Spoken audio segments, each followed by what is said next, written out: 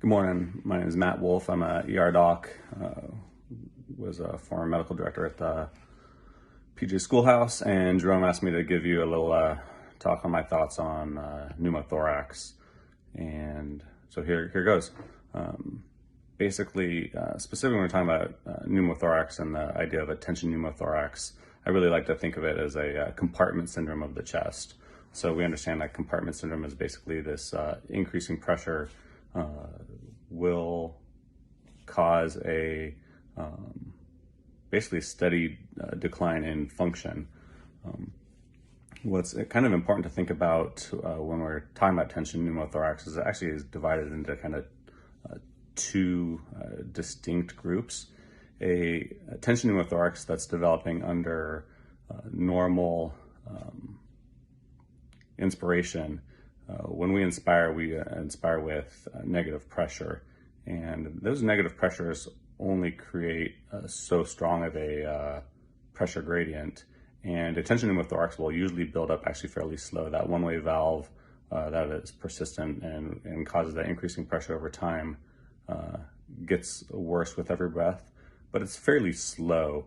And primarily when we see a tension pneumothorax under spontaneous ventilation, respiratory compromise will be the primary symptom. People will complain of difficulty breathing, shortness of breath, oftentimes some chest pain, and they will have low sats, especially as it progresses. So you come up to someone and they have a tension pneumothorax, they should still be able to talk to you, and you dart them and they'll feel better.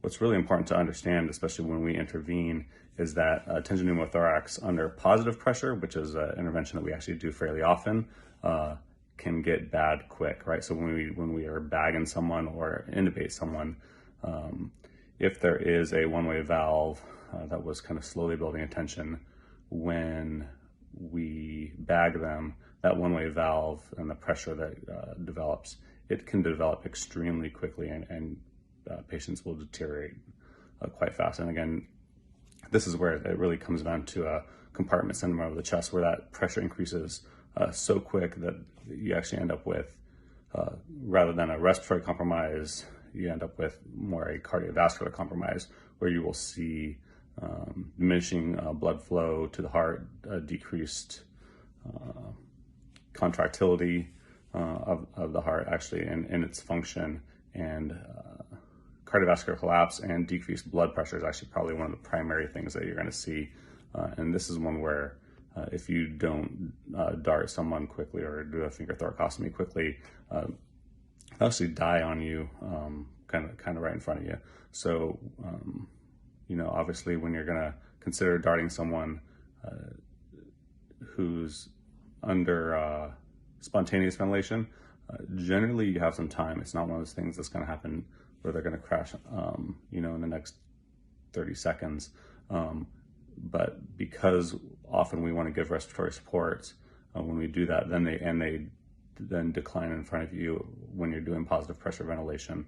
Tension pneumothorax and needs to be one of those things that then we act on immediately in order to help, because again, that compartment syndrome, that squeeze and that pressure on the chest basically completely limits the ability of the cardiac output.